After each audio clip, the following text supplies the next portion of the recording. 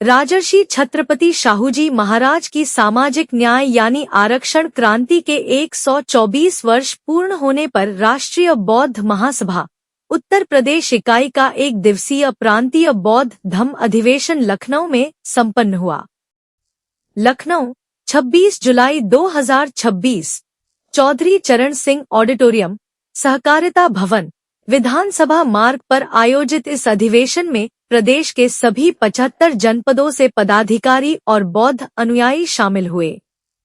कार्यक्रम की शुरुआत पूज्य भिक्खु संघ द्वारा बुद्ध वंदना एवं धम्म देशना से हुई। मुख्य अतिथि एवं महासभा के संस्थापक पूर्व विधायक धर्म प्रकाश भारती बौद्ध ने कहा कि राष्ट्रीय बौद्ध महासभा पिछले 20 वर्षों से सामाजिक परिवर्तन और बौद्ध धम्म के प्रचार का काम कर रही है। उन्होंने युवाओं से संगठन से जुड़कर समाज निर्माण में भूमिका निभाने का आह्वान किया। राष्ट्रीय अध्यक्ष बी.एस. बौद्ध ने संगठन को गांव-गांव तक मजबूत करने और युवाओं को सामाजिक परिवर्तन से जोड़ने पर जोर दिया। मुख्य वक्ता दीपांकर बौद्ध ने महाबोधि महाविहार, बोधगया मुक्ति आंदोलन की जानकारी देते हुए एकजुट होने का आह्वान किया। वहीं दयासागर बौद्ध ने बौद्धों के लिए पृथक पर्सनल लॉ और पाली भाषा को राष्ट्रीय भाषा का दर्जा देने की मांग रखी। डॉक्टर राजारामन आनंद ने शिक्षा का राष्ट्रीयकरण कर समान और निःशुल्क शिक्षा लागू करने की बात कही।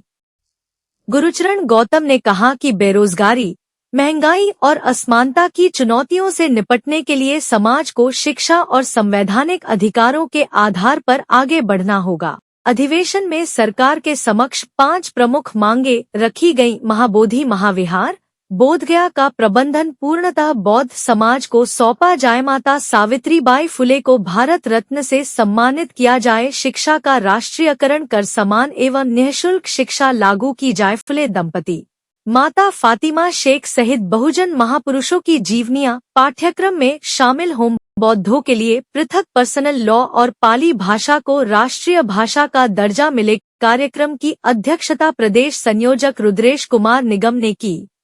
कार्यक्रम का सफल संचालन प्रदेश मुख्य महासचिव सरोज कुमार बौद्ध द्वारा किया गया एवं पूरे कार्यक्रम को हमारे चैनल निर्णायक भीम द्वारा कवर किया गया। धर्म प्रकाश भारतीय बौद्ध संस्थापक राष्ट्रीय बौद्ध महासभा पूर्व एमएलसी उत्तर प्रदेश। आज हम लोग राष्ट्रीय बौद्ध महासभा उत्तर प्रदेश इकाई के तत्वावधान में एक दिवसीय धम्म अधिवेशन कर रहे हैं लखनऊ में, ये उत्तर प्रदेश की राजधानी में। इस अधिवेशन का उद्देश्य है भारत को पुनः यानी कि दोबारा से अखंड राष्ट्र बनाना, अशोक सम्राट के सपनों का राष्ट्र बनाना, अंधविश्वास वर्ण जाति मुक्त भारत बनाना। चूँकि आप लोग जानते हैं कि भारत को विश्व गुरु का जब दर्जा मिला या भारत को सोने की चिड़िया लोग कहते थे, तो वो समय काल था बुद्धा शासन काल। बुद्धा शासन काल में अशोक सम्राट के बाद जो शासन काल आया, अशोक सम्राट का जो शासन काल आया, उसी में भारत को विश्व गुरु होने का गौरव प्राप्त हुआ। अभी हम देख रहे हैं भारत में कि बड़े पैमाने पर जाति वर्ण व्यवस्था में विश्वास करने वाले लोग, अंधविश्वास में विश्वास करने वाले लोग मानवता को तहस नहस कर रहे हैं। हम राष्ट्रीय बौद्ध महासभा के माध्यम से संपूर्ण भारत में समानता लाना चाहते हैं, मानवता लाना चाहते हैं, इंसान और इंसानियत लाना चाहते हैं और जाति विहीन समाज का निर्माण करना चाहते हैं। इस अधिवेशन में जो हमारे मुख्य बिंदु हैं, सबसे पहले हम चाहते हैं कि जो महाबोधि महाविहार है बौद्ध गया में, उसको मुक्त किया जाए और उसका पूरा संपूर्ण प्रबंधन भारतीय बौद्धों को सौंपा जाए। हमारी दूसरी मांग है कि जो बौद्धों का पर्सनल कानून बनाया जाए। हम देख रहे हैं देश में कि ईसाइयों का, सिखों का, मुसलमानों का, हिंदुओं का, सबका अलग अलग पर्सनल कानून है, लेकिन बौद्धों का पर्सनल कानून नहीं है। तो हम चाहते हैं कि बौद्धों का भी पर्सनल कानून बनना चाहिए। ये हमारे चर्चा के विषय हैं। माता सावित्रीबाई फुले, जिन्होंने सर्वप्रथम भारत में नारियों के लिए शिक्षा के द्वार खोले, उनको भारत रत्न की उपाधि से सम्मानित किया जाना चाहिए, ये हमारी मांग है। और भारत में शिक्षा का राष्ट्रीयकरण किया जाना चाहिए, यानी निःशुल्क शिक्षा।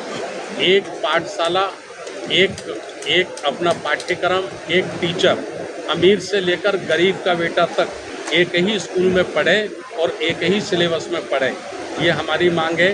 पांचवी हमारी मांग है, महात्मा ज्योतिराव फूले, छत्रपति साहू जी महाराज, बाबा साहब डॉक्टर अंबेडकर जी, जितने भी संत गुरु हुए हैं, उनकी जीवन संघर्ष को पाठ्यक्रम में शामिल किया जाए, जिससे आने वाली हमारी जो पीढ़ियां हैं, हमारे आने वाली जो नई जनरेशन है, वो भी भारत के संत गुरुओं के जीवन के बारे में वो समझ सके और उनको उनकी जानकारी हो सके।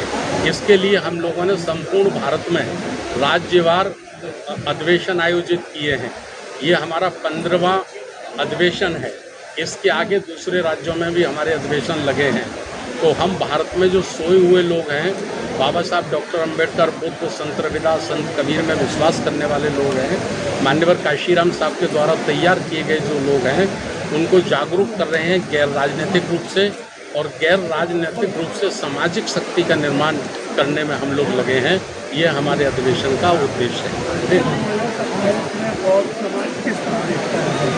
देखिए, 2027 में चूँकि आप चुनाव के लिए कह रहे हैं और हम गैर राजनीतिक हैं, इसलिए हमारा सिर्फ यही कहना है कि जो व्यक्ति, जो प्रत्याशी या जो दल हमको लगेगा कि भारत के संविधान की रक्षा करेगा, हमको लगेगा कि लोकतंत्र को मजबूत बनाएगा, गरीब मजलूम शोषितों के लिए काम करेगा, ऐसे लोगों को हम आशीर्वाद देने का काम करेंगे। चूँकि हम राजनीतिक नहीं हैं, इसलिए हम राजनीतिक चर्चा नहीं कर सकते हैं।